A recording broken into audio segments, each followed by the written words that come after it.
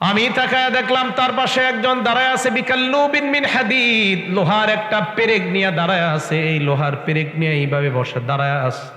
হঠাৎ আমি দেখলাম ফাইদা হুয়া ইয়াতি আহাদা শিক্কাই ওয়াজহিহি, তার চেহারার দুইটা পাশ, একটা হলো নাকের এই পাশ, আরেকটা নাকের এই পাশ। আমি দেখলাম এই লোকটা নাকের এই পাশে আসে, আসার পর ফায়ুশার শিরুশিত কহু, ওই লোকটার এই পাশ থেকে এইভাবে লোহার পেরেকটা দিয়ে এইভাবে আসর দেওয়া শুরু হয়। ফায়ুশার শিরুশিত কহু ইলা কফাহু আমান ফেরাহু ইলা কফা ওয়া আইনাহু ইলা কফা, থুতনি থেকে এই পর্যন্ত একটা দাগ দেয়, নাক থেকে এই পর্যন্ত আরেকটা দাগ দেয়, চোখ থেকে এই পর্যন্ত আরেকটা দাগ দেয়। আমি তাকায় দেখলাম এই পাশ থেকে তিনটা দাগ থেকে প্রচুর পরিমাণে রক্ত পড়া শুরু হয়ে যায়। এবার এই লোকটা এই পাশে আসে, আসার পর লোহার ওই পেরেকটা দিয়ে আবার দাগ দেওয়া শুরু করে। তিনটা দাগ দেয়, দাগ দেওয়ার পর এই পাশ থেকে রক্ত পড়া শুরু হয়। আমি তাকায় দেখলাম এই পাশের দাগগুলা দেওয়া শেষ হওয়ার আগে আগের পাশটা আবার ঠিক হয়ে যায়। আবার এই পাশে আসে, আবার তিনটা দাগ দেয়, আবার ওই পাশ ঠিক হয়ে যায়, আবার ওই পাশে গিয়ে দাগ দেয়, এইভাবে চলতেছে। আমি প্রশ্ন করলাম কে এই লোকটা? আমাকে ওই দুইজন বলে ইনতলিক ইনতলিক, চলেন সামনের দিকে। জবাব দেয় না। কটা হইল প্রশ্ন? কাথোয়া চিথোয়া। সামনে চলতে লাগলাম, যাইতে যাইতে হাত্তা আতাইনা আলা নাহরিম মিন দাম, একটা রক্তের নদীর কাছে আসলাম। নদীর মধ্যে তাকায় দেখলাম কান্নাহু ইয়াসবা, একটা লোক সাঁতার কাটে। ওই লোকটা সাঁতার কাটতে কাটতে নদীর কিনারা যায়, আরেকজন তারে পাথর মেরে নদীর মাঝখানে সরায়া দেয়। একটা পাথর মারে, পাথরটা মুখের মধ্যে যায়, আবার লোকটা নদীর মাঝখানে যায়। যতবার লোকটা বের হতে চায় অতবার লোকটা পাথর মারে, আবার মাঝখানে চলে যায়। আমি প্রশ্ন করলাম লোকটা কে? আমাকে কয় ইনতলিক ইনতলিক, সামনে চলেন। কোনো জবাব দেয় না। সামনে চলতে লাগলাম, যাইতে যাইতে হাত্তা আতাইনা আলা মিসলিত তান্নুর, এমন একটা জিনিসের কাছে আসলাম। গফরগাঁও সকালবেলা গিয়ে দেখবেন, অথবা পালের বাজারে দেখবেন, তন্দুর রুটি বানায় যেই চুলাটা, এই চুলাটার মুখটা দেখতে চিকন কিন্তু ভিতরে অনেক মোটা, ঠিক না? আল্লাহ নবী বলেন এমন একটা চুলার কাছে আসলাম যে চুলার মাথাটা চিকন কিন্তু ভিতরে অনেক প্রশস্ত। হাদিসের বর্ণনা আ'লাহু দায়্যিকুন ওয়া আসফালুহু ওয়াসিউন, উপরে একদম সংকীর্ণ, নিচে একদম প্রশস্ত। একটা চুলার কাছে আসলাম, চুলাটার মুখটা সংকীর্ণ, নিচে একদম প্রশস্ত। আমি এই চুলাটার কাছে এসে চুলার মধ্যে আমি তাকাইলাম, তাকানোর আগে আমি শুনতে পাইলাম চুলার ভিতর চিৎকারের আওয়াজ। চিৎকারের আওয়াজ শোনার পর আমি চুলার ভিতর তাকাইলাম, তাকায়া দেখলাম ফাইদা ফিহা রিজালুন ওয়া নিসা, চুলার মধ্যে তাকায়া দেখলাম অসংখ্য অগণিত নারী পুরুষ দেখা যায়, সবাই উলঙ্গ, সবাই উলঙ্গ নারী পুরুষ। আল্লাহ নবী বলেন তাকায় দেখলাম চুলার আগুন যখন উপরে ওঠে, ওই মানুষগুলাও আগুনের সাথে উপরে আসে। যেই মাত্র চুলার মুখ থেকে মানুষগুলা বের হওয়ার উপক্রম হয়, আগুন আবার নিচে যায়, মানুষগুলাও নিচে চলে যায়। আমি প্রশ্ন করলাম এরা কারা? আমাকে ওই দুইজন কয় ইনতলিক ইনতলিক, সামনে চলেন। জবাব দেয় না। কটা হলো? চারটা। কাত হওয়া, চিত হওয়া, রক্তের নদী, চুলার মধ্যে নারী পুরুষ উলঙ্গ। নবী বলেন সামনে গেলাম, যাইতে যাইতে এমন এক লোকের কাছে আসলাম, যেই লোকটার চেহারা দেখা মনে হলো এমন ভয়ঙ্কর আকৃতি দুনিয়ার মধ্যে আর কারো নাই, এমন একটা মানুষ আমি দেখতে পাইলাম। হঠাৎ তাকায় দেখলাম তার আশেপাশে আগুন আর আগুন। ওই লোকটা আগুন জ্বালায়, আবার আগুনের মধ্যে তেজ উত্তপ্ত ভাবে আগুন জ্বলতেছে। লোকটা আগুন জ্বালায় আর আগুনের চারপাশে ঘুরে, আগুনের চারপাশে ঘুরে, ইয়াশআ হাওলাহা ওয়া ইয়াহুসুহা, আগুনের চারপাশে ঘুরে আর আগুন বারবার জ্বালাইতে থাকে। আমি প্রশ্ন করলাম এই ভয়ঙ্কর আকৃতি বিশিষ্ট লোকটাকে? ওই দুইজন আমাকে কয় ইনতলিক ইনতলিক, সামনে চলেন। জবাব দেয় না। সামনে গেলাম, যাইতে যাইতে হাত্তা আতাইনা আলা রাওদাতিন মুতাম্মা, একটা সুন্দর বাগানে আসলাম। ফিহা মিন কুল্লি লাউনির রবি, ওই বাগানের মধ্যে দুনিয়ার যত রকমের নেয়ামতের ফল ফলাদি সব রকমের ফুল ফল ওই বাগানের মধ্যে দেখা যায়। আমি বাগানটার মধ্যে ঢুকার পর তাকায় সব সুন্দর রকমের ফুল ফুলাদি যখন দেখলাম, হঠাৎ আমি তাকায় দেখলাম একটা সুন্দর মানুষ দেখা যায়। এই মানুষটার মাথা আসমানের মধ্যে লাগে লাগে অবস্থা। কোথায়? লা আকাদু রাসাহু, আমি তার মাথাটা দেখতে পারতেছি না। তুলান ফিস সামা, মাথা এত লম্বা, লম্বা হওয়ার কারণে নবী বলেন এইভাবে আমি তাকায়ও দেখতে অনেক কষ্ট হইতেছে, এত লম্বা। হঠাৎ আমি তাকায় দেখলাম ওনার আশেপাশে ছোট ছোট বাচ্চা দেখা যায়। আমি প্রশ্ন করলাম, লম্বা মানুষটাকে, ছোট মানুষগুলা কারা? কয় সামনে চলেন। কয়টা হইলো? 6টা। সামনে গেলাম, যাইতে যাইতে আরেকটা বাগানের মধ্যে ঢুকলাম, গিয়ে দেখলাম ওই বাগানে বিশাল বড় একটা গাছ। আমারে বললেন এই গাছে আপনি উঠেন, আমি ওই গাছের মধ্যে উঠবো কি? হ্যাঁ, এই গাছে ওঠেন। আমি গাছে উঠলাম। গাছে ওঠার পর উপরের দিকে উঠতে থাকলাম। গাছের উপরে ওঠার পর যেই মাত্র উপরে গেলাম, আমি উপরে যাওয়ার পর তাকায় দেখলাম আমি বিশাল বড় একটা শহরের মধ্যে প্রবেশ করলাম। গাছের উপর কি? কেমন শহর? মাবনিয়াতিন বিলাবিনি যাহাবিন ওয়া ফিদ্দা। দেখলাম এই শহর দুনিয়ার সাধারণ কোনো শহর না, পুরা শহরটা স্বর্ণ আর রূপার ইট দ্বারা তৈরি করা শহর।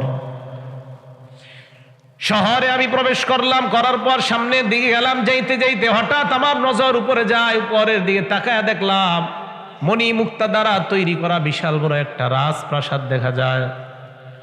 আমি বললাম এটা কার? এই সুন্দর রাজপ্রাসাদটা কার? ওই দুইজন কয় এই রাজপ্রাসাদটা আপনার। সুবহানাল্লাহ। কার? আপনার।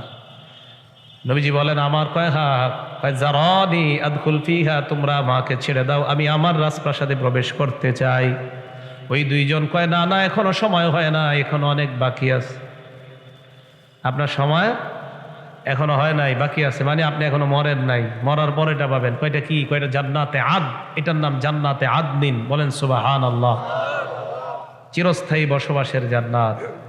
নবীজি বলেন একদল মানুষ দেখলাম, এই মানুষগুলার দিকে তাকায় দেখলাম মানুষের একটা পাশ এত সুন্দর, দুনিয়াতে সবচেয়ে সুন্দর যেই মানুষটা, তাদের এক পাশ এত সুন্দর। আর একটা পাশ তাকায় দেখলাম এত কুৎসিত, দুনিয়ার মধ্যে এমন কুৎসিত মানুষ আর নাই। একজন মানুষের এক পাশ এত সুন্দর আর এক পাশ এত কুৎসিত। এক পাশ সুন্দর, এক পাশ কুৎসিত। আমার সাথে যেই দুইজন ফেরেশতা তারা বললেন ইযহাবু ইলা যালিকান নাহরি ফাওয়াকউ ফিহি, যাও ওই নদীর মধ্যে যাও, তোমরা যাওয়ার পর সেখানে ডুব দাও, ডুব দিয়ে আসো। আল্লাহ নবী বলেন আমি তাকায় দেখলাম ওই মানুষগুলা নদীর মধ্যে যায়, যাওয়ার পর নদীর মধ্যে একটা ডুব দেওয়ার পর যখন তারা উঠে তাদের দিকে তাকায় দেখলাম তাদের কুৎসিত পাশটাও এই পাশের মতো চমৎকার সুন্দর হয়ে যায়। ঘটনা কি? কুৎসিত ছিল আবার সুন্দর। আমি বললাম এটা আবার কারা? কই দাঁড়ান না, একটু অপেক্ষা করেন। আর অপেক্ষা করতে পারবো না, এই যে কি কি দেখাইলা জবাব দাও। 1 নাম্বার কাত হওয়া ছোঁয়া, 2 নাম্বার চিত হয়ে শোয়া, 3 নাম্বার রক্তের নদী, 4 নাম্বার চুলার মধ্যে উলঙ্গ নারী পুরুষ, 5 নাম্বার বাগানের মধ্যে লম্বা মানুষ, 5 নাম্বার একটা মানুষ আগুন জ্বালায় আর আগুনের পাশে ঘুরে, 6 নাম্বার বাগানে লম্বা মানুষ, 7 নাম্বার যাদেরকে দেখলাম একটা পাশ কুৎসিত আর একটা পাশ সুন্দর, জবাব দাও। এই দুইজন জবাব দিতে লাগলেন। 1 নাম্বার যাদের পাশ দিয়ে আপনি গেলেন, যাদের দিকে আপনি তাকাইলেন, তাকায় দেখলেন যার মাথাটা পাথর দ্বারা চূর্ণ বিচূর্ণ করা হয়, আবার পাথরটা সুন্দর হয়ে, আবার মাথাটা ঠিক হয়ে যায়। ইয়া রাসূলুল্লাহ, এরা হলো তারা মান আল্লামাহুল্লাহুল কুরআন, যাদেরকে আল্লাহ কোরআন শিক্ষা দিয়েছে, কোরআনের বিদ্যা শিখাইছে, ফালাম ইয়ামাল বিহি, কোরআনের উপর আমল করে নাই। কোরআন শিখাইছে, কোরআনের উপর কি করে নাই? সবাই বলেন কোরআনের উপর আমল। আপনারা মনে করেন না খালি হুজুররাই, আপনারাও এই যে আপনারা হুজুররা আপনাদেরকে কোরআনের ব্যাখ্যা দিতেছে না, তা আপনারা আমল না করলে আপনারাও ধরা খাবেন। যারা কোরআন শিখছে আমল করে নাই, অথবা কোরআন শিখা যারা ভুলে যায়, হাফেজ সাহেবরা সাবধান, কোরআন মুখস্থ করার পর প্রত্যেক দিন 3 পারা পড়ার চেষ্টা করা, না হয় ভুলে যাবেন। খুব সাবধান হাফেজ সাহেবরা, খুব সাবধান। ডেলি 3 বার অন্তত পড়া উচিত। হাফেজ সাহেবরা রমজান সারা কোরআন শরীফ পড়েই না, চিনেই না কোরআন। কোরআন রমজান ছাড়া শুধু হাফেজরা না, এই এলাকার আপনারাও চিনেন না রমজান ছাড়া কোরআন। কোরআন যে একটা আল্লাহর ধর্মীয় গ্রন্থ আমাদেরকে আল্লাহ দিয়েছে, এটা আমাদের অনেকে ভুলেই যায় রমজান ছাড়া। এটা অন্যায়। আপনাদের প্রত্যেকটা মুসলমানের 40 দিনে একবার কোরআন পড়া উচিত, এক খতম কোরআন। কয় দিনে? 40 দিনে তো পড়েন না। তো যাই হোক, প্রতিদিন অন্তত কিছু পড়া উচিত। হাফেজ সাহেবরা 3 পারা পড়া উচিত, পারলে 3 দিনে, না পারলে 7 দিনে, না পারলে 10 দিনে। যারা 7 দিনে পড়তে চান তাদেরকে মজার একটা তথ্য শিখিয়ে দিই। প্রথম দিন পড়বেন আলহামদুলিল্লাহ সূরা থেকে ফামি বিশাউকিন, এই শব্দটা মনে রাখবেন। হাফেজ আছেন কারা কারা? সামনে আছেন কেউ হাফেজ? পিছে আছেন হাফেজ? মাশাআল্লাহ আছেন না? তাই এটা শিখিয়ে দিবেন। ফামি বিশাউকিন, ফামি বিশাউকিন, অক্ষরগুলো মনে রাখবেন। ফামি বিশাউকিন, ফা মিম ইয়া বা শিন ওয়াও কফ। ফামি বিশাউকিন 1 নাম্বার ফা, ফা দ্বারা সূরা ফাতিহা। মি সূরা ফাতিহা থেকে মায়েদা পর্যন্ত প্রথম দিন হবে সূরা ফাতিহা থেকে সূরা মায়েদা পর্যন্ত ফা মি। দ্বিতীয় দিন সূরা মাইদা থেকে সূরা ইউনুস পর্যন্ত। 3 নাম্বার দিন বিশাউকিন সূরা ইউনুস থেকে সূরা বনি ইসরাঈল পর্যন্ত। প্রথম দিন সূরা মাইদা পর্যন্ত, দ্বিতীয় দিন সূরা ইউনুস পর্যন্ত, তৃতীয় দিন সূরা বনি ইসরাঈল পর্যন্ত, চতুর্থ দিন বিশাউকিন সূরা শুআরা পর্যন্ত, পঞ্চম দিন সূরা ওয়াস-সাফাত পর্যন্ত, 6 নাম্বার দিন সূরা কফ পর্যন্ত, 7 নাম্বার দিন কফ থেকে শেষ পর্যন্ত। এই হলো 7 দিনে কোরআন খতম করার উসুল নিয়ম। প্রথম দিন সূরা মায়দা পর্যন্ত, দ্বিতীয় দিন সূরা ইউনুস পর্যন্ত, তৃতীয় দিন সূরা বনি ইসরাঈল পর্যন্ত, চতুর্থ দিন সূরা শুআরা পর্যন্ত, পঞ্চম দিন সূরা ওয়াস-সাফাত পর্যন্ত, 6 নাম্বার দিন সূরা কফ পর্যন্ত, 7 নাম্বার দিন সূরা নাস পর্যন্ত। এই 7 মঞ্জিলে এক খতম।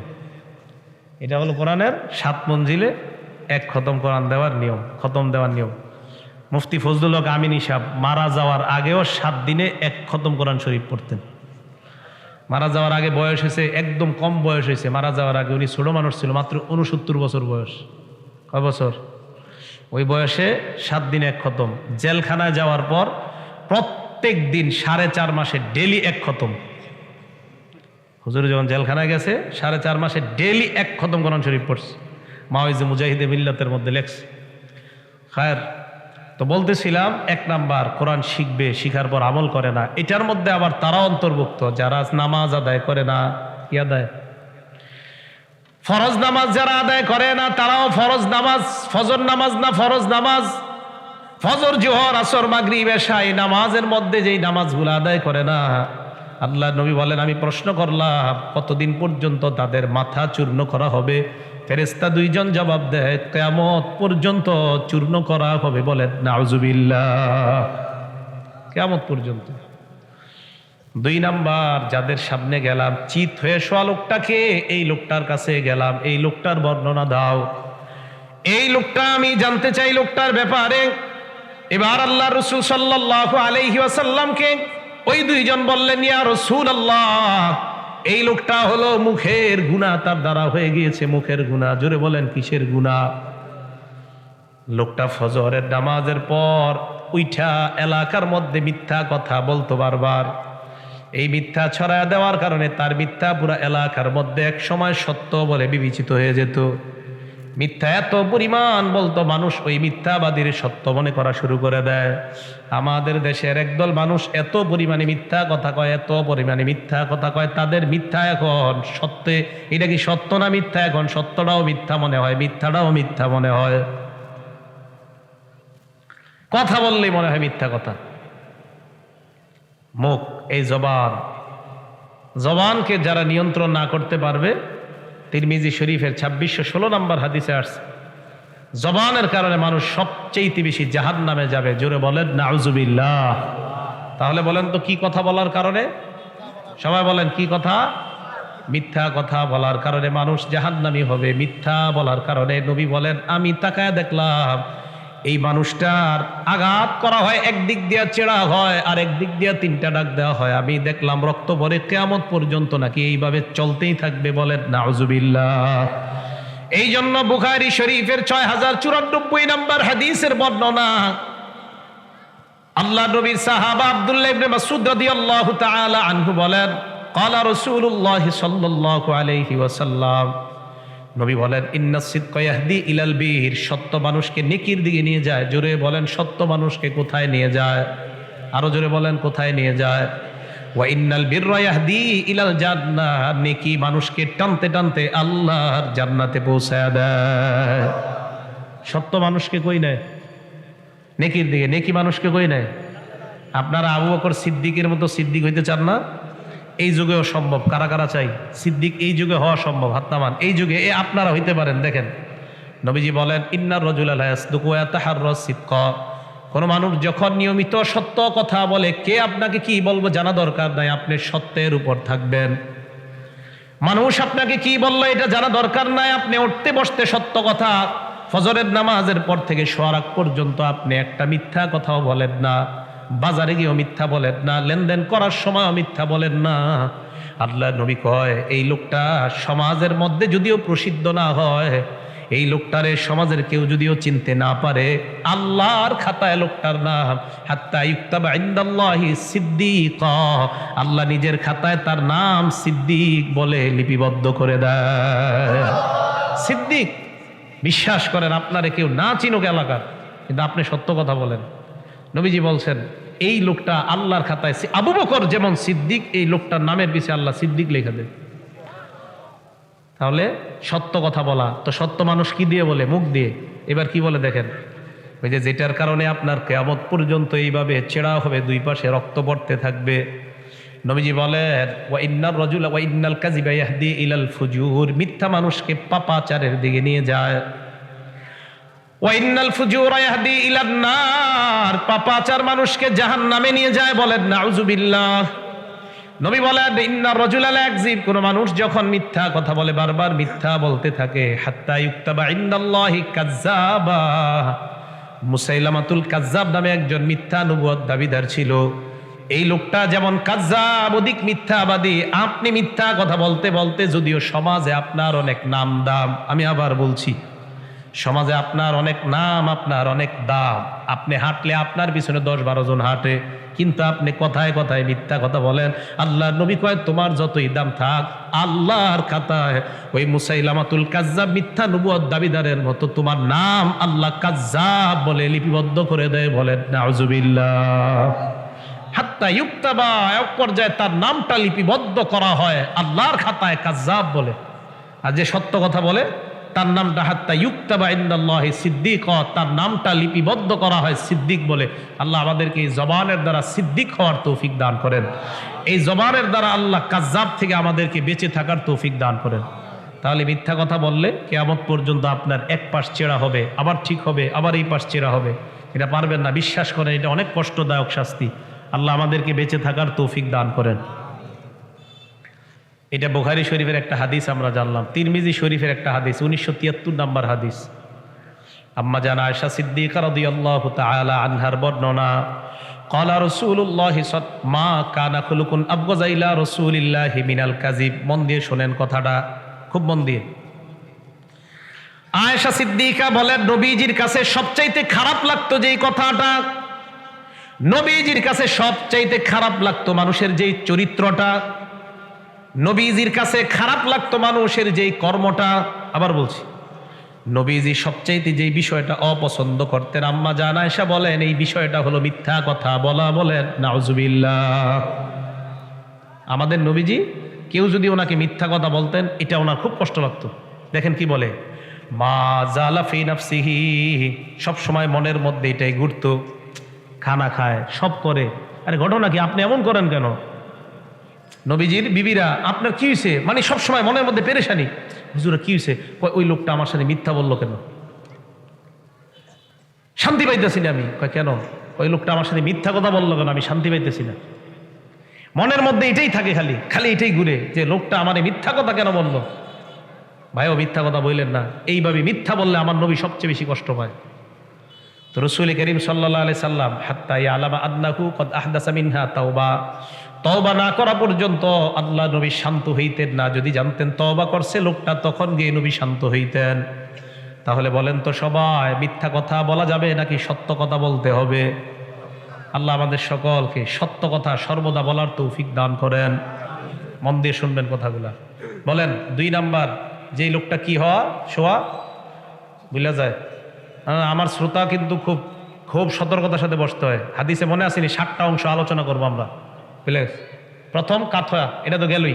দ্বিতীয়টা চিত হওয়া, চিত হওয়া মিথ্যাবাদী, এই আলোচনা চলতেছে। আমি একটু পরে পরে জিজ্ঞাসা করবো, না পারবেন তাহলে কিন্তু জামগা হইতে হইব, ঠিক আছে না?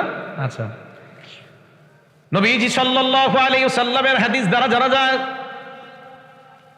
এলাকার মধ্যে আমরা অনেক সময় এমন করি, ছোট ছোট বাচ্চাদেরকে চিপস দিয়ে আমরা বলি, আসো আসো আব্বু চিপস দিব, মজা দিমু, চকলেট দিমু। আসার পর চকলেট যদি না দেন মিথ্যাবাদী। মোরগ মুরগির যদি আপনি ডাক দেন, আসার পর যদি আপনি ধান না দেন, গম না দেন, হাসির বিষয় না, যদি না দেন আপনি মিথ্যাবাদী। আবু দাউদ শরীফের 4991 নাম্বার হাদিসের বর্ণনা, আব্দুল্লাহ ইবনে আমির রাদিয়াল্লাহু তাআলা আনহুর বর্ণনা, দাআতনি রাসূলুল্লাহ, দাআতনি উম্মি ওয়া রাসূলুল্লাহি ফি বাইতিনা। আমার আম্মা আমাকে ডাক দিলেন, নবী ওই সময় আমাদের বাসায় ছিলেন। আম্মা আমাকে ডাক দিয়ে বললেন, হা তাআলা হুনা, বাবা এদিকে আসো, তোমারে আমি কিছু দিমু। দেখেন হাদিসে আব্বু এদিকে আসো, তোমারে আমি কিছু দিমু। আল্লাহর নবী আম্মাকে বললেন, এই তুমি তারে কি দিতে চাও? ওই মহিলা জবাব দিলেন, উতিহি তামারুন ইয়া রাসূলুল্লাহ, আমি আমার ছেলেটাকে খেজুর দিব। নবীজি বললেন, আসলে খেজুর দিবা তো? জি হুজুর। নবী এবার কি বললেন দেখেন, স্বর্ণাক্ষরে লিখে রাখবেন, সবাই নিজের বিবিদেরকেও গিয়ে বলবেন এই কথাটা, আমা ইন্নাকি লাউলাম তুতিহি শাইআ, তুমি তোমার সন্তানকে ডাকার পর যদি তুমি কিছু না দিতা, কুতিবাত আলাইকি কাযিবা, তোমার নামে আল্লাহর খাতায় একটা মিথ্যা লেখা হয়ে যেত। সত্যি করে বলেন তো, এই অপরাধটা আমাদের দ্বারা হয় না? হাসতে হাসতে এই অপরাধটা আমরা ডেলি করি। করবেন না, আপনার নাম কিন্তু মিথ্যাবাদী হয়ে যাচ্ছে। আল্লাহ আমাদের সকলকে এই জবান মিথ্যা থেকে বাঁচিয়ে থাকার তৌফিক দান করেন। রাসূল করিম সাল্লাল্লাহু আলাইহি সাল্লামের আরেকটা হাদিস থেকে আমরা জানি, মনে করেন আজকে আপনাদের এলাকায় কিশোরগঞ্জের পীর সাহেব হুজুর আসবে, আখিরি মুনাজাত করবেন, হযরত মাওলানা এমদাদুল্লাহ সাহেব। হুজুরের নাম শেষে দিতেন কেন, উপরে দিতেন? ঠিক আছে? হ্যাঁ, আমার নাম আপনারা নিচে দিলে আমি কোনো কষ্ট পাই না। উলামায়ে কেরামের নাম উপরে দিবেন, বরং আপনাদের এলাকার বড় বড় উলামায়ে কেরাম যাদেরকে দাওয়াত দিবেন তাদের নাম উপরে দিবেন। এলাকার উলামাদেরকে আপনারা সম্মান না করলে কে করবে? যাই হোক, হুজুরের নামটা উপরে দিতেন, সুন্দর হইতো। তো হুজুর আসবে, এখন আসার পর দেখেন হুজুর, আপনারা কয়েকজন গিয়ে হুজুরের সাথে বসলেন, বসার পর বসে রয়েছেন। তো হুজুর পীর সাহেব মানুষ, বললেন আপনাদের গাই খাও। তো অনেক সময় আমরা করি কি, পীর সাহেবের সামনে খাইতে একটু শরম পাই, কেমন দেখা যায়, তো লজ্জায় বলি কি, না খামু না। তো হুজুর বলে, কেন খাইবা না? কয় খিদা নাই। যদি আপনার পেটে খিদা থাইকেও বলেন খিদা নাই, আপনি মিথ্যা কথা বলছেন। ইবনে মাজার হাদিস, হাদিস নাম্বার 3298 নাম্বার হাদিসের বর্ণনা, আসমা বিনতে ইয়াজিদ রাদিয়াল্লাহু তাআলা আনহার বর্ণনা। তিনি বলেন, নবীর সাথে আমরা এক জায়গায় সফরে গেলাম, যাওয়ার পর আমাদেরকে খাবার দেওয়া হয়। খাবার সামনে আনার পর ওই খাবারের দিকে আমরা তাকাইলাম, আমাদেরকে খাবার নেওয়ার জন্য বললেন। নবীর সামনে কিভাবে আমরা খাবার খাবো, লজ্জায় আমরা বললাম, লা নাস্তাহি, খাবার খাবো না। কেন? কয় খিদা নাই। নবী আমাদেরকে বললেন, এই খিদা নাই, চুপ সবাই। আল্লাহ নবী বললেন, শোনো, লা তাজমা'না জুআন ওয়া কাযিবা, মিথ্যা আর ক্ষুধা এক পেটের মধ্যে একত্রিত করবা না। ক্ষুধা রাইখা যদি বলো ক্ষুধা নাই, তুমি মিথ্যা কথা বললা। আবার ক্ষুধাও পেটের মধ্যে রাখলা, ক্ষুধা থাইকাও যদি বলো ক্ষুধা নাই, পেটের মধ্যে ক্ষুধাও ঢুকাইলা, মিথ্যাও ঢুকাইলা।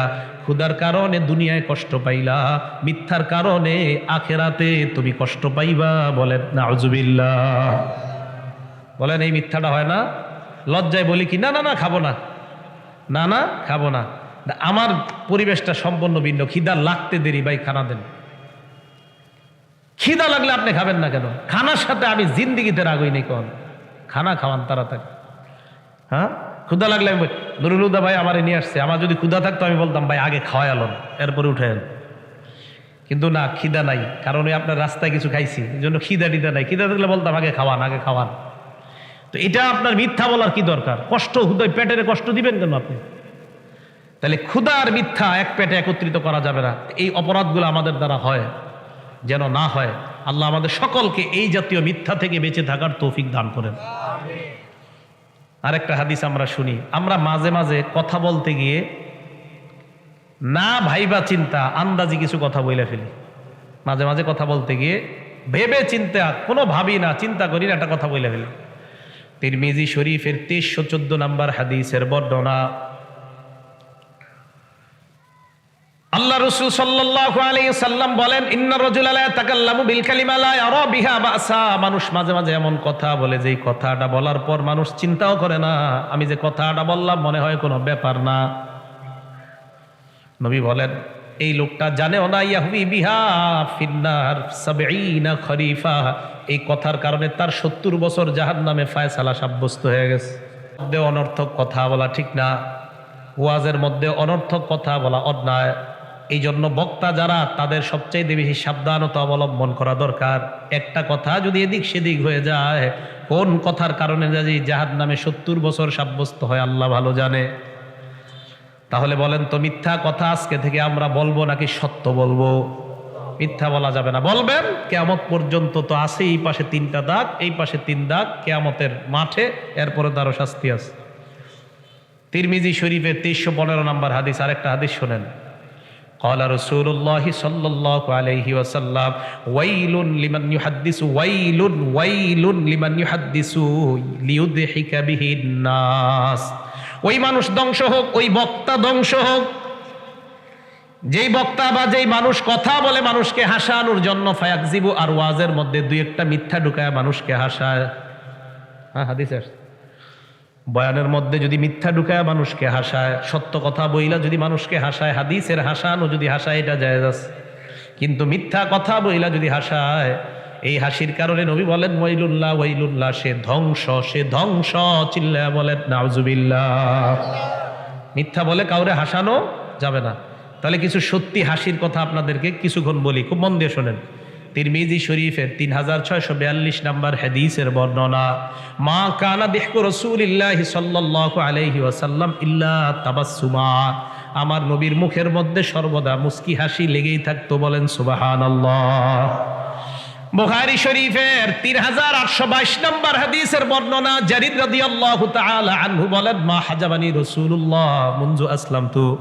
আমি ইসলাম গ্রহণ করার পর নবীর বাসায় যতবার গিয়েছি আমাকে কখনো নবী নিষেধ করে নাই।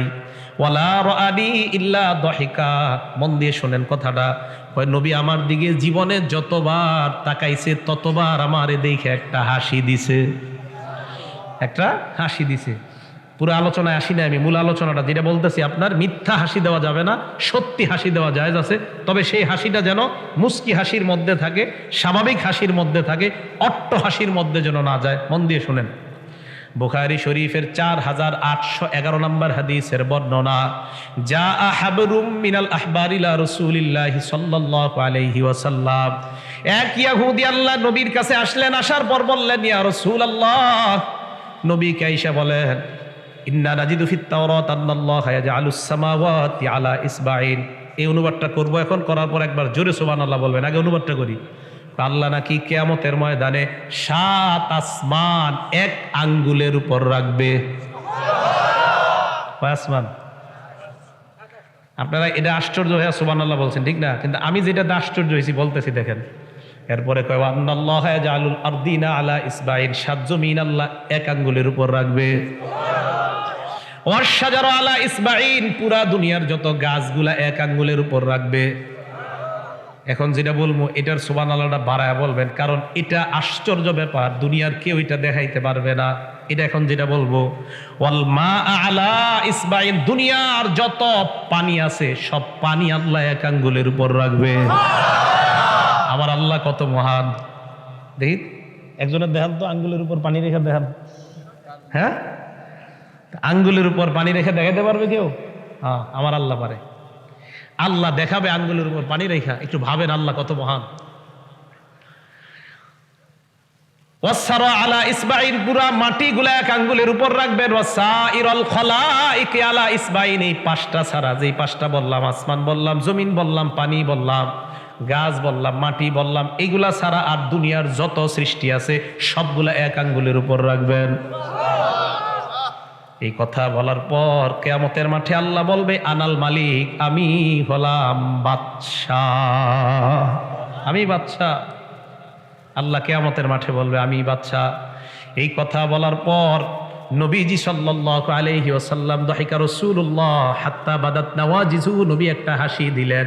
হাসি দেওয়ার সময় সাহাবারা বলেন, তাকায় দেখলাম আমার নবীর সামনের দাঁতগুলা দেখা যায়।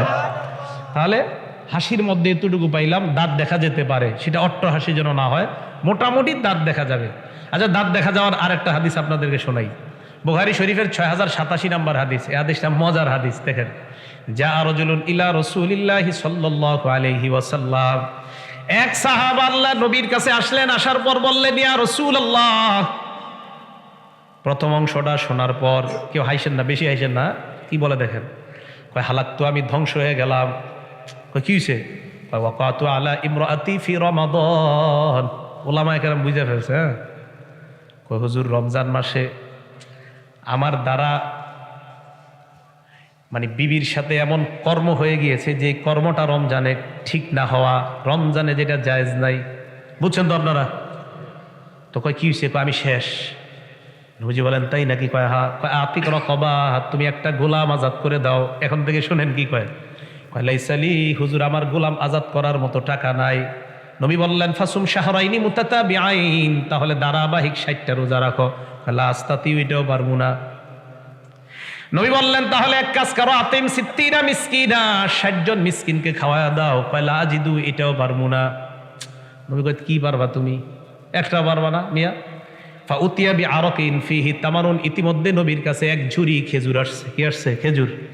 এই খেজুর আসার পর নবী কয়, আইনা সাইল, কয় ওই লোকটা কো, যেই লোকটা বলছে আমি সদকা করতে বললাম, গোলাম আজাদ করতে বললাম, বলে পারবো না। রোজা রাখতে বললাম, বলে পারবো না। আমি বললাম 60 জন মিসকিনকে খাওয়ায়, বলে পারবো না। লোকটা কোথায়? ওই লোক সামনে এসে হুজুর, এই যে আমি।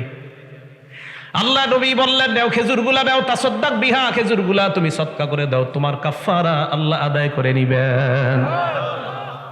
ঘটনা তো রয়ে গেছে। লোকটা কয়, আলা আফকার মিন্নি, হুজুর আমার চাইতে দরিদ্র কাউরে দিমু। মানে কি? আল্লাহি মা বাইনা লাবাতাইহা আহলু বাইতিন আফকারু মিন্না, মদিনার দুই পাশে আমার চাইতে দরিদ্র আর কেউ নাই। এই কথাগুলা শোনার পর দাহিকা রাসূলুল্লাহ হাত্তা বাদাত নাওয়াজিজুহু, আমার নবী একটা হাসি দিলেন। নবীর সামনে দাঁতগুলা দেখা যায়। কয় মিয়া, তুমি যা দেখাইলা। নবীজি হাসি দিলেন। তাহলে দেখেন, এই যে ঘটনাটা, আপনি আপনার বিবির সাথে এটা বলেন, এই হাদিস আপনার বিবিকে শোনান, দুইজনে বসে বসে হাসেন, এই হাদিসও শোনা হবে, হাসি দিবেন, দোনোজনকে আল্লাহ রহমতের চাদর দ্বারা ঢেকে নেবেন। ইসলামী পরিবার মুসলমান বুঝতেই চায় না। কত সুন্দর হাদিস দেখেন, আপনি বিবির এটা শোনান, দুইজনে হাসেন বসে বসে, পুরা দোনোজনকে আল্লাহ পুরাটা রহমতের চাদর দ্বারা আপনাদের স্বামী স্ত্রীকে আল্লাহ ঢেকে নেবেন। দেখো, আমার নবীর হাদিস একজন আরেকজনকে শোনায়, আর আমার নবী হাসছে, তাই তারাও হাসে। সুবহানাল্লাহ। তাহলে এটা যেন অট্ট হাসির পর্যায়ে না যায়। ঘটনা রয়ে গেছে। তো খেজুরগুলা যে দিছে, ফান্তুম ইজান, তাহলে এক কাজ করো, নেও, তুমগো ঘরেই সবগুলা খাও, যাও নিয়ে যাও। যেহেতু কেউ নাই, দরিদ্র, তুমি খাও। তাহলে আমাদের নবীজি হাসছেন মুচকি হাসি, মাঝে মাঝে হাসছে, দাঁত দেখা গেছে। ঠিক আছে না কথাটা? তো আমরাও অতটুকু সত্য কোনো কথা শোনার পর অতটুকু হাসবো যতটুকু আমার নবী হেসেছেন বা সাহাবাদেরকে হাসিয়েছেন। মনে থাকবে না কথাটা? অতটুকু হাসা জায়েজ আছে। তো বলতেছিলাম, কেউ যদি হাসির ছলেও মিথ্যা কথা বলে, এটাও মিথ্যা হয়ে যাবে। আল্লাহ আমাদেরকে মিথ্যা থেকে হেফাজত করেন। বুখারী শরীফের আরেকটা হাদিস শুনেন। বুখারী শরীফের 6520 নম্বর হাদিস। ক্বালা রাসূলুল্লাহ সাল্লাল্লাহু আলাইহি ওয়াসাল্লাম, আল্লাহ নবী বলেন, তাকুনুল আরদু ইয়াউমাল কিয়ামাতি খুবজাতান ওয়াহিদাতান ইয়াতাকাফফাউহাল জাব্বার কামা ইয়াকফাউ আহাদুকুম খুবজাতাহু ফিস সাফারি নুজুলান লি আহলিল জান্নাহ। আল্লাহ নবী বলেন, কিয়ামতের ময়দানে পুরা দুনিয়ার সমপরিমাণ একটা রুটি আল্লাহ বানাবে জান্নাতীদেরকে মেহমানদারি করার জন্য। পুরা দুনিয়াটা একটা রুটি বানাবে, কাদেরকে মেহমানদারি করবে? জান্নাত। আল্লাহ আমাকে আপনাকে, আমরা এখানে যারা আছি, মাইকের আওয়াজ যারাই শুনছে, মা বোন সহ সবাইকে আল্লাহ এই মুহূর্তে আমাদের নামগুলা জান্নাতীদের লিস্টে আল্লাহ লিপিবদ্ধ করে দেন। তো রাসূল করিম সাল্লাল্লাহু আলাইহি সাল্লাম এই কথা বলার পর কি বলে দেখেন, ইয়াতাকাফফাউল জাব্বার কামা ইয়াকফাউ আহাদুকুম। আপনাদের এলাকার মনে করেন ছেলেরে স্কুলে পাঠাইতেছেন, ছেলেরে মাদ্রাসায় পাঠাইতেছেন, তো ছেলের মাদ্রাসার সময় হয়ে গেছে, বিবি কি করে, মা কি করে, কোনো মতে তাড়াতাড়ি নাস্তাটা তৈরি করে দিয়ে দেয়, ঠিক না? তো রুটিটা কি করে, ওই মুহূর্তে তাড়াতাড়ি রুটিটা করার চেষ্টা করে। আল্লাহ নবী বলেন, সফরে তোমরা বের হওয়ার সময় যেইভাবে রুটিগুলা তাড়াতাড়ি উল্টায় পাল্টায় তাড়াতাড়ি বানানোর চেষ্টা করো, কিয়ামতের ময়দানে আল্লাহ তোমাদেরকে দুনিয়ার সমপরিমাণ রুটিটা তোমাদের সামনে এইভাবে উল্টায় পাল্টায় আল্লাহ দেখায় দিবেন। ব্যাপার না, কথা শেষ হয় না। এই হাদিস সাহাবাদেরকে শোনাইছে নবীজি। ইতিমধ্যে ইহুদি আসছে, ইহুদি আইসা কয়, বারাকার রহমান আলাইকা ইয়া আবুল কাসেম, হে আবুল কাসেম, রহমান আপনার উপর দয়া করুক, বরকত করুক। আলা উনাব্বিউকা বিনুজুলি আহলিল জান্নাহ, আমি কি আপনাকে জান্নাতীদের মেহমানদারির সম্পর্কে বলবো না? এই কথা বলার পর নবী বললেন, হ্যাঁ বলো। ইহুদি কয়, কিয়ামতের ময়দানে পুরা দুনিয়াটা একটা রুটি সমান বানাবে আল্লাহ, বানানোর পর এটাই দ্বারা জান্নাতীদেরকে আল্লাহ মেহমানদারি করবে, আর ষাঁড় এবং মাছের কলিজা দ্বারা আল্লাহ ওই রুটির সাথে তরকারি খাওয়ার ব্যবস্থা করবেন। আমাদের নবী সাহাবাদের দিকে তাকাইলেন, তাকায় একটা হাসি দিলেন, আর নবী বুঝাইতে চাইলেন, ও সাহাবারা, মাত্র আমি তোমাদেরকে যা শোনাইলাম ইহুদি আইসাও তা বলে। এর মানে আমাদের ইসলাম যে সত্য, অন্য ধর্মের মানুষও সাক্ষী দেয়। এই সাক্ষী দেওয়ার কারণে খুশিতে আমার নবী হেসে দিলেন, আমার নবীর সামনের দাঁতগুলা দেখা যায়, খুশিতে হাসছে। আর আরেকটা হাদিস শোনেন, আবু দাউদ শরীফের 1173 নম্বর হাদিস। শাকাদনা সুইলা রাসূলিল্লাহি সাল্লাল্লাহু আলাইহি ওয়াসাল্লাম কুহুতাল মাতার। নবীর কাছে একদল মানুষ আসছে, আসার পর কই, ইয়া রাসূলুল্লাহ, বৃষ্টি হয় না, আমাদের জন্য দোয়া করেন যেন বৃষ্টি হয়। নবী বললেন, ওয়াদান নাস ইয়াওমান ইয়াখরুজুনা ফীহি, ওই দিন আসবা তোমরা, ঈদগাহের মধ্যে উপস্থিত হবা, তোমাদেরকে নিয়ে আমি আল্লাহর কাছে দোয়া করব। ঠিক আছে, ঈদগাহে তোমাদের জন্য দোয়া করব। মিম্বার বানাইছে, নবীজি গেলেন, যাওয়ার পর মিম্বরের মধ্যে উঠলেন, উঠার পর সবার সামনে ভাষণ দিলেন। ভাষণের মধ্যে বললেন, এই শোনো, তোমরা বলছো বৃষ্টি হয় না, আর আল্লাহ তোমাদেরকে আদেশ করছে দোয়া করার জন্য। এবার আমার সাথে আপনারা বলেন, আমাদেরকে দোয়া করার আদেশ করেছে কে? আরো জোরে বলেন, কে? এবার নবী কি বলে দেখেন, ওয়া ওয়াদাকুম আইয়াস্তাজিবা লাকুম, আর আল্লাহ ওয়াদা করেছে তোমরা দোয়া করলেই আল্লাহ কবুল করবে। দোয়া করো, চলো সবাই দোয়া করি। নবীজি পড়লেন, আলহামদুলিল্লাহি রাব্বিল আলামিন আর রহমানির রহিম মালিক ইয়াউমিদ্দিন পর্যন্ত পড়ার পর নবী বললেন, লা ইলাহা ইল্লাল্লাহ ইয়াফআলু মা ইউরিদ, আল্লাহ ছাড়া কোনো ইলাহ নাই, তিনি যা চায় তা করেন। বলেন তো, যিনি যা চায় তা করেন, আওয়াজ দিয়ে বলেন তিনি কে? আল্লাহ। এরপর নবী বললেন, লা ইলাহা ইল্লা আনতাল গনিয়্যু, আল্লাহ আপনি ছাড়া কোনো ইলাহ নাই, আপনি ধনী। বলেন সবাই, আল্লাহ আপনি ধনী, আল্লাহ আপনি, আল্লাহ আপনি। ওয়া নাহনুল ফুকারা, আমরা হলাম দরিদ্র, আমরা হলাম দরিদ্র। এই কথাটা ফজরের পর একা একা বৈশা বা রাতে মসজিদে অন্ধকারে একা একা বৈশা আল্লাহরে কইন, আল্লাহ আপনি ধনী আমি দরিদ্র, আল্লাহ আপনি ধনী আমি দরিদ্র। আল্লাহ আপনারে কোলে নিবে, কোলে উঠায় নিবে, কোলে উঠায় নিবে। আল্লাহ আপনি ধনী আমি দরিদ্র, আপনি ধনী আল্লাহ আমি দরিদ্র। আল্লাহ আল্লাহ পাক রব্বুল আলামিন কোলে উঠায় নিবে, বললাম আর কি, মানে মায়া, বড় মায়া করবে আপনাকে। আরে আমার বান্দা একা একা বৈশা আমারে বলতেছে আমি ধনী, সে দরিদ্র। হ্যাঁ বান্দা, এটাই তো চাই। তা আল্লাহর নবী বলতেছে, আল্লাহ আপনি ধনী আমরা দরিদ্র। রব্বানা আনজিল আলাইনাল গায়সা, আল্লাহ আমাদেরকে একটু বৃষ্টি দিয়ে দেন না।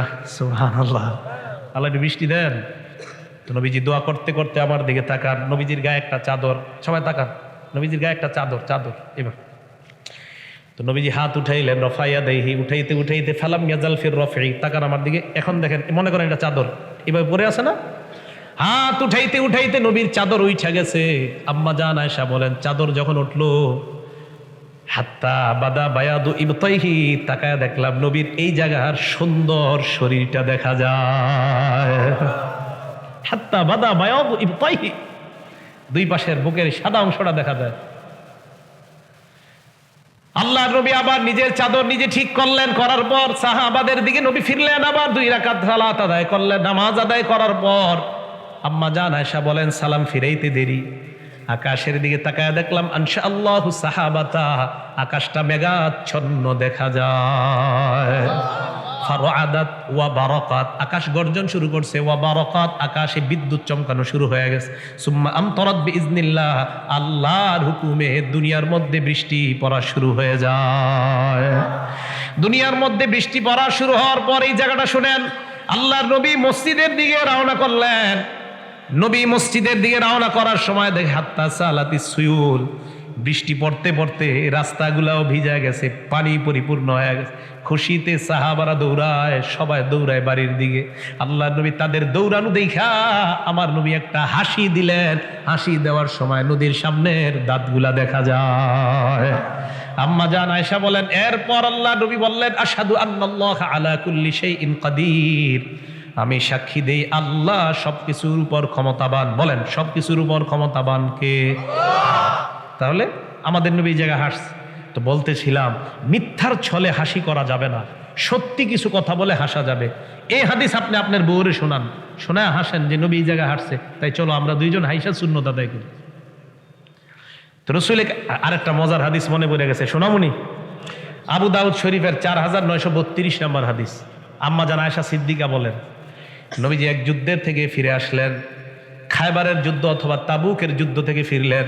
মন দিয়ে শুনেন, ঘরের মধ্যে ঢুকার পর নবী তাকায় দেখলেন আয়েশা সিদ্দিকা রাদিয়াল্লাহু তাআলা আনহার ঘরের যে তাক, ফি সাহওয়াতিহা সিত্রুন, তাকের মধ্যে পর্দা দেওয়া, তাকে পর্দা। নবীজি কই ঘটনা কি? পর্দার ভিতরে আবার কি? ফাহাব্বাত রিহুন, একটা বাতাস আসছে, আসার পর ওই পর্দা থেকে বাতাস সরে গেছে, মানে বাতাসে পর্দাটা সরে গেছে, বাতাসে পর্দা সরে গেছে। পর্দা সরে যাওয়ার পর আল্লাহ নবী তাকায় দেখেন ওই পর্দার ভিতরে আয়েশা সিদ্দিকা রাদিয়াল্লাহু তাআলা আনহার কিছু খেলনা। সুবহানাল্লাহ, ছোট মানুষ। নবীজি বললেন, আয়েশা এগুলা কি? কখন না বানাতি, এগুলা আমার মেয়ে, এগুলো আমার মেয়ে, মেয়ে, এগুলো আমার মেয়ে। আপনাদের গফর করে জানি না, আমি আমাদের দেশে দেখতাম ছোট ছোট মেয়েরা ছোটবেলায় খেললে এরকম মেয়ে বলে, মেয়ে, ওই যে মেয়ে পুতুল টুতুল। এখন আর পুতুল এগুলো জায়েজ না, এগুলা করবেন না, কাউরে কিনে দিবেন না। তো আম্মা জান বলেন এইগুলো আমার মেয়ে। নবীজি কয় তাই নাকি? কয় হ্যাঁ।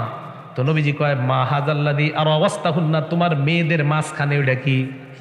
কয়টা চিনেন না আপনি? কয় চিনি তো। চিনার পরে জিজ্ঞাসা করেন কেন? হ্যাঁ এটা তো চিনি, এটা ঘোড়া। কত তো চিনছিনি। নবীজি কয় না, মা হাজাল্লাদি আলাইহি, ঘোড়ার উপরে আবার এই দুইটা কি? কয় জানাহান, ঘোড়ার এই দুইটা ডানা। নবীজি কয় হো, ঘোড়ারও ডানা আছে নাকি? আবার কথা বুঝেন। নবীজি বললেন এইগুলার মাঝে কি? আম্মা জান আয়েশা কয় ঘোড়া। কয় ঘোড়ার আবার ডানা হয় নাকি?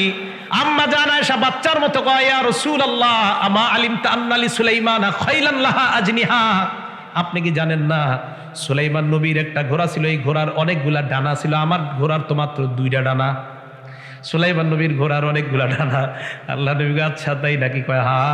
আমার নবী আয়েশা সিদ্দিকা রাদিয়াল্লাহু তাআলা আনহার বাচ্চা সুলভী আচরণ দেখে আমার নবী হাসি দিলেন, নবীর সামনের দাঁতগুলা দেখা যায়।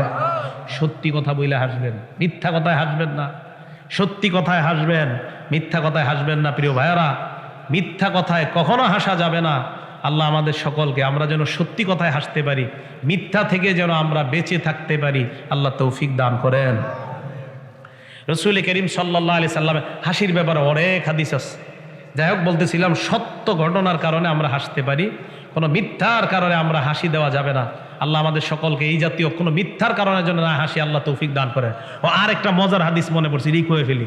আবু দাউদ শরীফের 2269 নম্বর হাদিস। নবীজি সাল্লাল্লাহু আলাইহি সাল্লামের সাহাবা আলী রাদিয়াল্লাহু তাআলা আনহু ইয়ামান দেশে আছে। যায়েদ ইবনে আরকাম রাদিয়াল্লাহু তাআলা আনহু বলেন, কুনতু জালিসান ইনদান নবী সাল্লাল্লাহু আলাইহি ওয়াসাল্লাম, আমি নবীর পাশে বসা।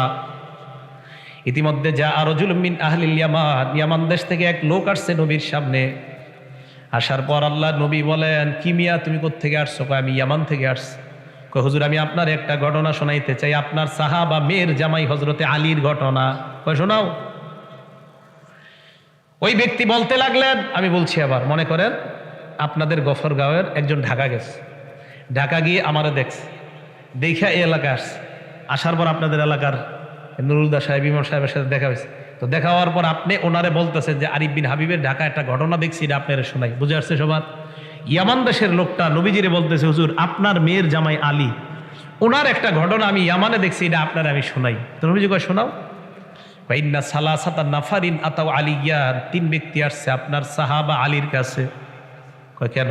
কয় ইখতাসিমুনা ইলাইহি ফিল ওয়ালাদ, 3 জনে আইসা কয় এক সন্তানের ব্যাপারে 3 বাপ দাবিদার। একজনে কয় আমি বাবা, আরেকজনে কয় আমি বাবা, আরেকজনে কয় না আমি। হযরত আলী কয় এটা কোনো কথা না। হযরত আলী এবার 3 জনের একজন, এটা বুঝতে হবে আপনাদের। কয়জন? 3 জনের মধ্যে একজন রে আলাদা করলেন, বাকি রইল কয়জন?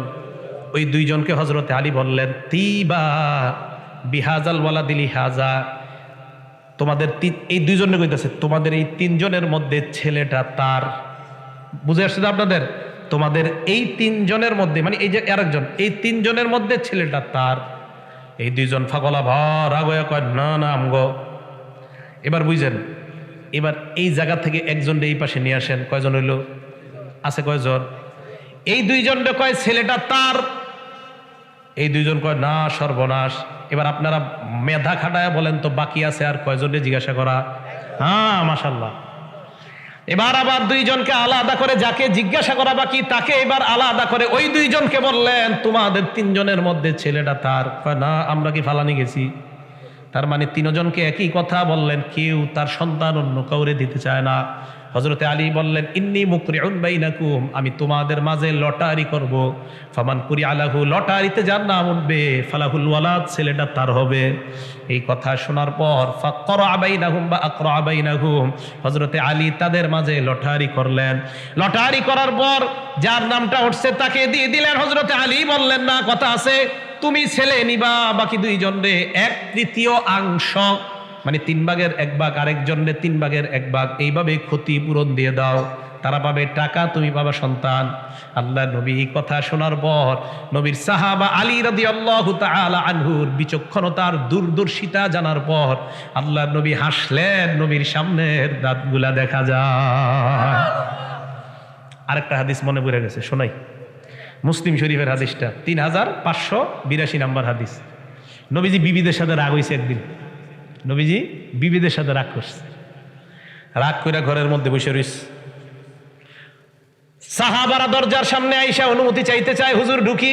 না না, কাউরে অনুমতি দেয় না। আবু বকর সিদ্দিক আসছে, আসার পর ইস্তাজিনু, অনুমতি চাইছে। ফাআজিনা লাহু, নবী তার সাহাবা আবু বকরকে অনুমতি দিয়ে দেয়। বলেন সুবহানাল্লাহ। ঢুকছে। সুম্মা জাআ উমর, এরপর হযরতে ওমর আসছে। আসার পর কয় ঘটনা কি? কয় কথা টথা কইেন না, নবীজি খুব রাগ হয়েছে আজকে। তো কি হয়েছে, ভিতরে কে আছে? কয় আবু বকর ঢুকছে।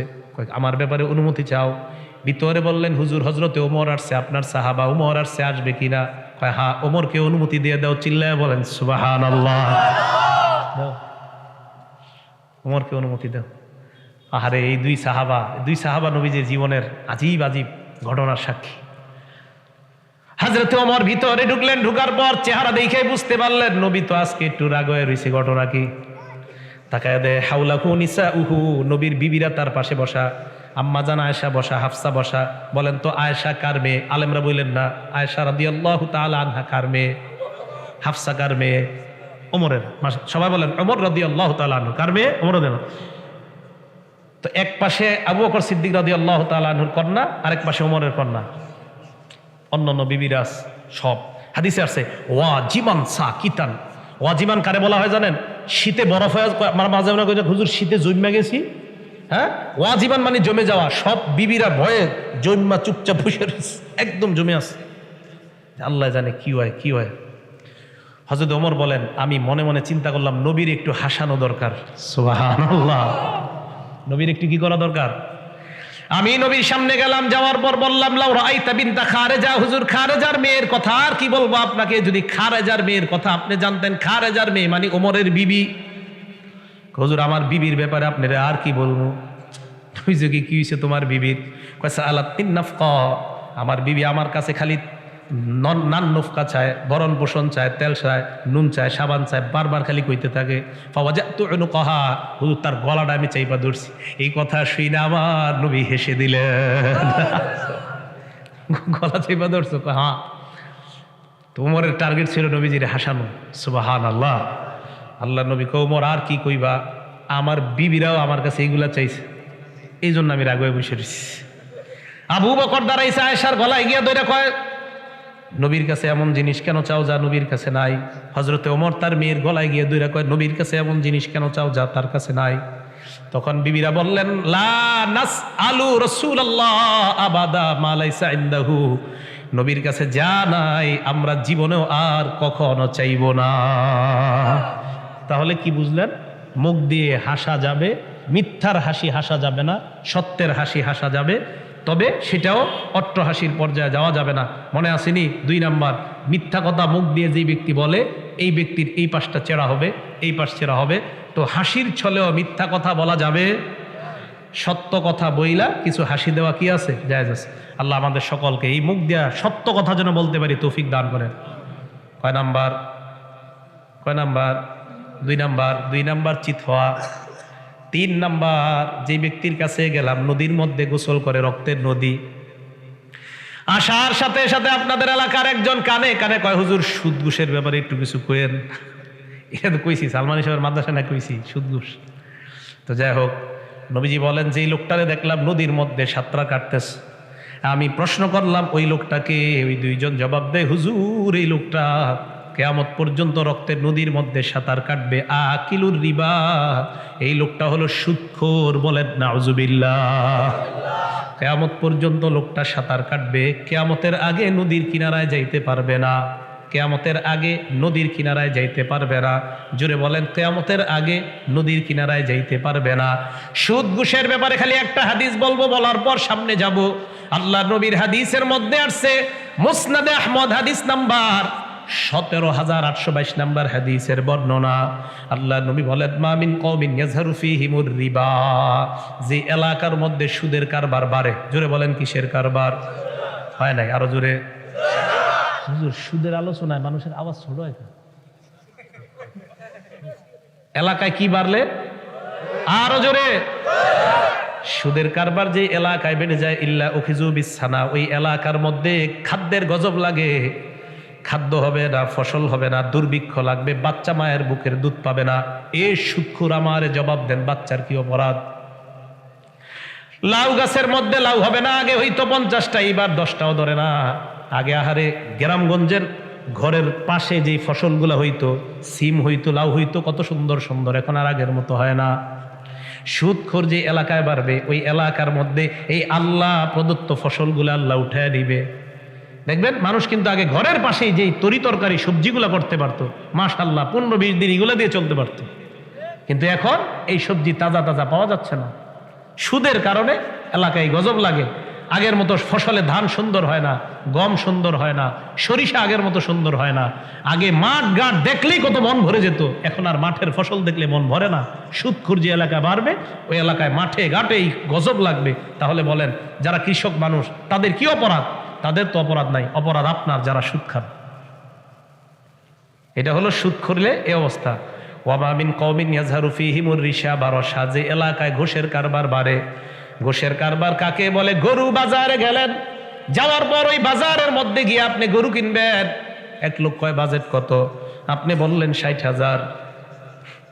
এবার দালাল আপনারে কয় 60,000 বাজেট, কয় হ্যাঁ। আমি যদি তোমার এই গরুটা 50 দিয়ে কিনা দিয়ে আমারে কত দিবা? আরেক দালাল কয় এটাই যদি আমি 45 দিয়ে কিনা দিয়ে আমারে কত দিবি? জমিন 2টা বেচতে চান আপনি 1.5 লাখ, আমি বেচে দিব 1.5 লাখ, আমারে কত দিবা? আরেকজন কয় আমি বেচে দিব 1,45,000, আমারে কত দিবা? এই যে দালালগিরি, এই যে ঘোষের কারবার, আল্লাহ নবী বলেন যে এলাকায়, আওয়াজ হচ্ছে, যে এলাকায় ঘোষের কারবার হয়, ওই এলাকার মধ্যে ইল্লা উখিজু বিররবি, পুরুষগুলা কা পুরুষ হয়ে যায়। বলেন তাউজুবিল্লাহ। যে এলাকায় ঘোষের কারবার হয়, ওই এলাকায় পুরুষ কা পুরুষ হয়ে যায়। আল্লাহ আমাদের এই এলাকাটাকে, এই সমাজটাকে, পুরো বাংলাদেশকে সুদ ঘুষ মুক্ত একটা দেশ গড়ার তৌফিক দান করেন। তাহলে ওইদিকে আগে আমরা। 3 নাম্বার, সুদখোর কিয়ামত পর্যন্ত নদীর মধ্যে সাঁতার কাটবে। 4 নাম্বার, যাইতে যাইতে দেখলাম একটা চুলা, ওই চুলার মধ্যে দেখলাম নারী পুরুষের চিৎকারের আওয়াজ শোনা যায়। নবীজি বলেন, আমি তাকাইলাম, তাকায় দেখলাম এটার মধ্যে উলঙ্গ নারী পুরুষ। আমি তাদের ব্যাপারে তাদেরকে জিজ্ঞাসা করলাম, কয় হুজুর, যাদেরকে আপনি চুলার মধ্যে দেখলেন, এই উলঙ্গ নারী পুরুষগুলা অন্য কেউ নয়, হুমুজ্জুনাত, এরা হলো ব্যভিচারের দল, ব্যভিচারকারী নারী আর ব্যভিচারকারী পুরুষ আর ব্যভিচারকারিনী নারীর দল, বলেন নাউজুবিল্লাহ। আরেকটা বর্ণনার মধ্যে পাওয়া যায়, নবী বলেন মেরাজের রাতে আমি যখন যাইতে লাগলাম, একদল মানুষকে আমি দেখলাম, ওই মানুষের পরনের মধ্যে লেংটি পরা। জোরে বলেন কি পরা? আরো জোরে। লেংটি পরা। পুরুষের পরনের মধ্যে লেংটি, নারীদের পরনের মধ্যে লেংটি। আবার আমাদের দেশেও ল্যাংটা কি আছে। মানুষ কেমনে যে কয় আমার পীর সাহেব ল্যাংটা, মানে কি? ল্যাংটা আবার পীর হয় কিভাবে? আমারে বুঝান, এটা আমার আকলে ধরে না কখনো। আমারে যদি 10-12 লাখ টাকা দিয়ে আপনি হাজারো বুঝাইতে চান যে না আপনি বুঝতে হইব ল্যাংটা পীর হয়, অসম্ভব। এটা কেমনে পীর হয় ল্যাংটা? এটা অসম্ভব। ল্যাংটা পীর হবে কেমনি এটা বলেন? আমাদের নবীর চেয়ে বড় পীর দুনিয়াতে আসে নাই, আসবে না। আবু বকর সিদ্দিকের চেয়ে বড় পীর সাহেব দুনিয়াতে আসে নাই, আসবে না। ওমর ফারুকের চেয়ে এমন পীর দুনিয়াতে আসে নাই। তো ওনারা কোনোদিন এই জাতীয় কর্মকাণ্ড করে না। আপনি কিভাবে বলেন যে এটা আমার বুঝে আসে না? How is it possible? কিভাবে সম্ভব? নাম দেয় কি উল্টা পাল্টা। তাহলে বলেন তো কাদেরকে নবী দেখছে পরনে কি? লেংটি, লেংটি পরা। আমি দেখলাম তাদের সামনে 2টা ডেক রাখা, ডেকচি রাখা, একটার মধ্যে রান্না করা গোস্ত আর একটার মধ্যে কাঁচা গোস্ত। আমি দেখলাম এই মানুষগুলা রান্না করা গোস্ত বাদ দিয়া কাঁচা গোস্ত খায়। বলেন তো আপনারা, আমরা আজকে যারা আছি এই জায়গার মধ্যে, এক পাতিলের মধ্যে রান্না করা গোস্ত আর একটা কাঁচা গোস্ত, আমরা কোনটা খাবো? তো আমি দেখলাম লেংটি পরা নারী পুরুষগুলা কাঁচা গোস্তগুলা খায়। আমি অবাক হয়ে প্রশ্ন করলাম, এরা কারা? জবাব দেয় ইয়া রাসূলুল্লাহ, এরা তারা যারা নিজের হালাল বিবি ঘরে থাকার পরেও অন্য মেয়ের সাথে পরকিয়া করত, যারা নিজের হালাল স্বামী থাকা সত্ত্বেও অন্য পুরুষের সাথে সম্পর্ক করত, যাকে বাংলায় পরকিয়া বলা হয়। আমি প্রশ্ন করলাম কতদিন? কয় কিয়ামত পর্যন্ত এই কাঁচা গোস্ত তারা খাইতে থাকবে। বলেন নাউজুবিল্লাহ। জিনাকারীর দল যাদেরকে দেখলাম, নবী বলেন কতদিন? কয় কিয়ামত পর্যন্ত চুলার আগুন দাউ দাউ করে জ্বলতে থাকবে, উপরে উঠবে আর নিচে নামবে, আর তারা চিৎকার করতে থাকবে। আল্লাহ আমাদেরকে এই জাতীয় অপরাধ কর্মকাণ্ড থেকে বেঁচে থাকার তৌফিক দান করেন, বলেন আমিন। 5 নাম্বার, যেই মানুষটাকে দেখলাম আগুন প্রজ্বলিত করে দাউ দাউ করে আগুন জ্বালায়, আগুনের চারপাশ দিয়ে আগুন উত্তপ্ত করে, এই লোকটাকে কয় হুজুর এই লোকটা হলো খাজিন, মালিকু খাজিনু জাহান্নাম। এই লোকটা হলো জাহান্নামের দারোগা ফেরেশতা মালিক। মালিক জাহান্নামের দারোগা ফেরেশতা মালিক। এই মালিক নামক ফেরেশতা কিয়ামত পর্যন্ত আগুন জ্বালাইতে থাকবে আর বাড়াইতে থাকবে, জ্বালাইতে থাকবে আর বাড়াইতে থাকবে। এই ফেরেশতা এমন একজন ফেরেশতা যার চেহারাটা সৃষ্টি করার পর থেকে এখনো হাসে নাই।